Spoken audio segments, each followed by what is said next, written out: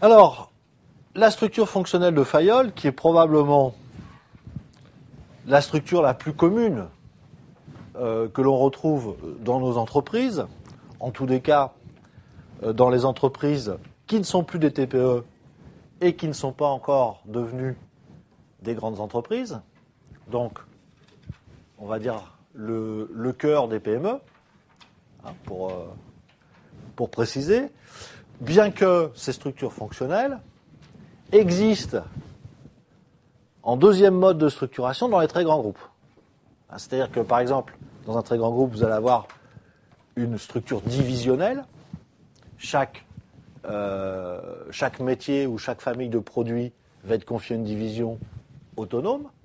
Donc ça, c'est le principe de structuration de l'entreprise. Mais à l'intérieur de chaque division, vous allez retrouver une organisation fonctionnelle. Donc, attention, quand une organisation ne peut pas être qualifiée stricto sensu de fonctionnelle, ça ne veut pas dire que la dimension fonctionnelle n'y est pas.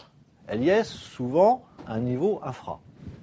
Alors, on peut tenter une représentation, qui est donc très classique. Donc, vous avez une direction générale. En cadre supérieur, vous avez les grandes fonctions identifiées de l'entreprise.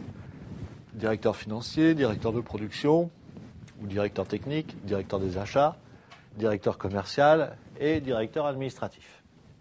Et puis, chaque direction, évidemment, ensuite a une spécialisation de son personnel. Alors, pour le directeur de production, on va distinguer en fonction des usines, ces usines pouvant être elles-mêmes des fonctions, puisque ces usines pouvant produire une partie d'un produit complexe, donc directeur de l'usine A et de l'usine B, puis dessous, eh bien, on va avoir une spécialisation par type de produit. Pareil pour le directeur commercial, donc on va avoir dans la direction commerciale une division entre le marché domestique et les marchés étrangers, et donc un responsable exportation et un responsable vente. Et puis dans le responsable vente, alors soit il aura une équipe de commerciaux spécialisée par produit, soit il aura une équipe de commerciaux spécialisée par zone géographique, ce qui est l'autre critère, si vous voulez, de différenciation au niveau de la fonction commerciale. Donc voilà, c'est très simple, très classique, et très habituel dans nos entreprises de retrouver ce type d'organisation. Alors, que nous dit Fayol sur ces structures fonctionnelles? Quels sont les principes de base donc de ces structures fonctionnelles? Eh bien, contrairement à Taylor, c'est l'unité de commandement qui prévaut. Et donc, qui empêche effectivement qu'il puisse y avoir des conflits dus à la multiplicité des supérieurs hiérarchiques. Le supérieur ne doit avoir qu'un nombre limité de subordonnés à superviser. C'est le principe d'efficacité. Évidemment, la supervision est nettement moins bonne quand le nombre de salariés concernés est important. Mais du coup, cette efficacité de la supervision, elle va se doubler d'une inefficacité importante parce qu'on va avoir une multiplication des niveaux hiérarchiques et de la ligne hiérarchique en général.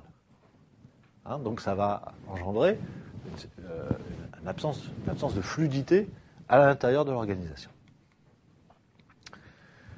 Le principe de découpage des activités de l'entreprise, c'est sur la logique des fonctions.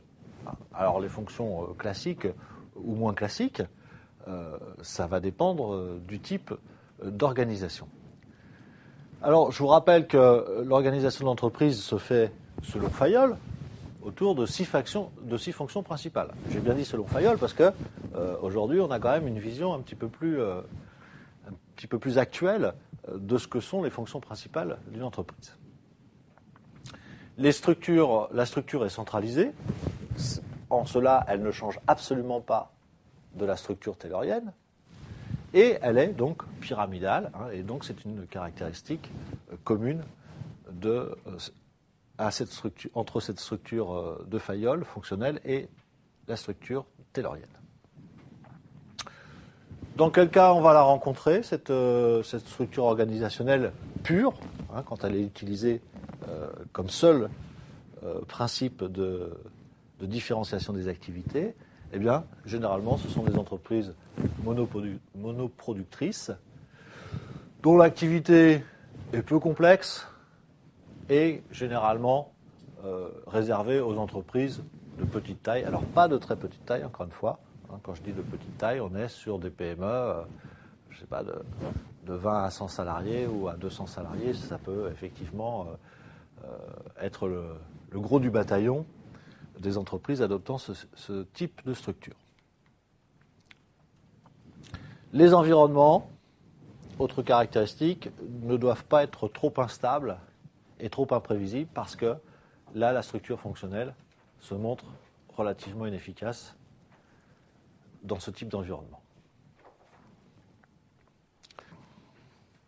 Alors, c'est pour ça que l'on a créé ce qu'on appelle la structure fonctionnelle évoluée.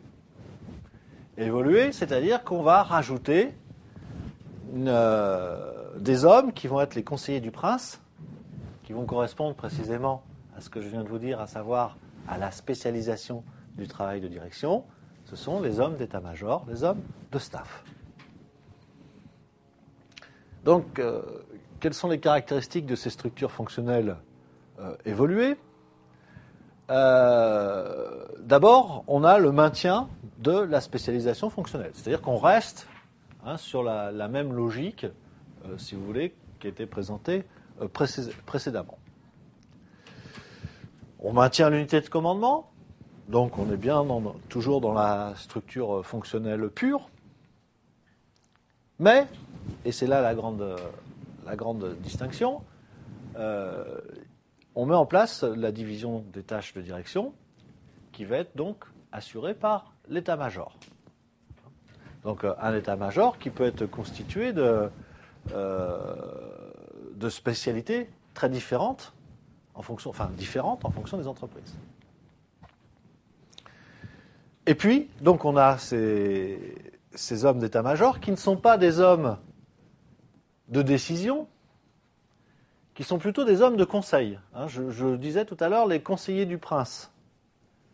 Voilà, il y a une délégation d'autorité, de responsabilité de la part de dirigeants vis-à-vis de ces cadres, et ces cadres assurent à eux tous le travail de direction, si vous voulez, mais la direction est toujours prise par le dirigeant, et finalement, les hommes de staff sont des conseillers. Alors que les hommes de line, ce sont les directeurs fonctionnels, et ensuite les lignes hiérarchiques sous ces directeurs fonctionnels. Et donc, il y a effectivement double principe de hiérarchie dans l'entreprise. Alors, on peut représenter ça de la manière suivante. Donc, la ligne de décision, opérationnelle, le line, responsable des objectifs, dépositaire de l'autorité, détenteur du pouvoir de décision. D'accord ? Donc, c'est le dirigeant, et puis après, c'est, par exemple, le directeur commercial, et puis après, c'est le chef de secteur. Voilà. On est dans la responsabilité opérationnelle. Et puis, la ligne de conseil, le staff, qui lui propose, conseille, prépare la décision, d'une manière générale, suggère, mais ne décide jamais. D'accord ? Alors, auprès du dirigeant, mais aussi, ces hommes de staff sont aussi des conseillers des responsables fonctionnels. Alors, on peut la représenter, c'est relativement simple de représenter une structure staff and line. Alors, vous avez la line qui est en jaune et le staff qui est en bleu. Donc, on voit bien ces fonctions qui sont d'ailleurs, pour l'essentiel, des fonctions transverses, ce qu'on appellera un petit peu plus tard les fonctions support. Regardez, direction des ressources humaines au service de toutes les activités de l'entreprise. Pensez au plan de formation, pensez au recrutement. La direction des ressources humaines recrute pour toutes les activités de l'entreprise. Le directeur de la communication. Alors, est-ce que c'est la communication ? Oui, vu qu'il y a une liaison de conseil avec le directeur commercial, on sait que ce directeur de communication est plutôt un directeur de communication produit, hein, ou de communication externe et pas interne, puisque c'est la liaison fonctionnelle avec le directeur commercial qui le montre. On peut avoir un service juridique, ou plus exactement un directeur, un responsable des affaires juridiques, hein, et donc lui, il va être prestataire de service pour tous les autres membres de l'organisation, la direction de la qualité qui est transverse, et puis le contrôle de gestion, qui sont aussi des fonctions qui sont très, très souvent rattachées à la direction générale.